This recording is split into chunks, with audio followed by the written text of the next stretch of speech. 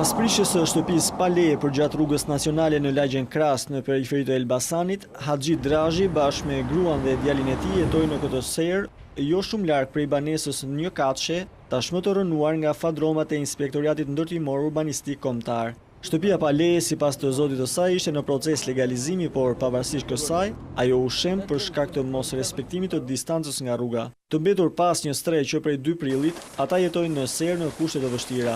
Por nuk është vetëm ky problem. E zonja e shtëpisë shpresa vuan prej vitesh nga një sëmundje e rëndë e pakurueshme. Por tumorit i është shtuar edhe astma, problemet me të cilën janë përkeqësuar gjatë qëndrimit në këtë vend. Lekë s'kemi gjë, ku do vëmë lekë dhe ilazh gjithë për spitalet të nëna.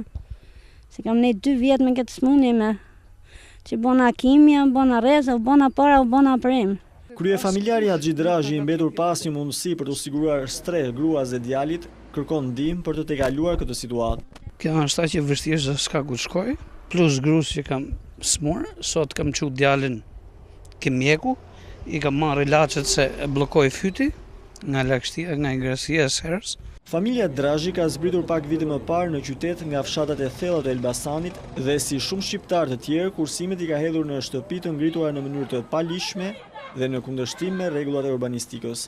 Kjo familje ka aplikuar për statusin e të pastërtit në bashki, por deri në sistemimin e saj sigurisht që do të kalojë një kohë gjatë dhe deri atëherë nuk dihet se cili do të jetë fati i kësaj gruaje që lufton përditë me vdekjen dhe jetën që ju ofron kushte shumë të vështira.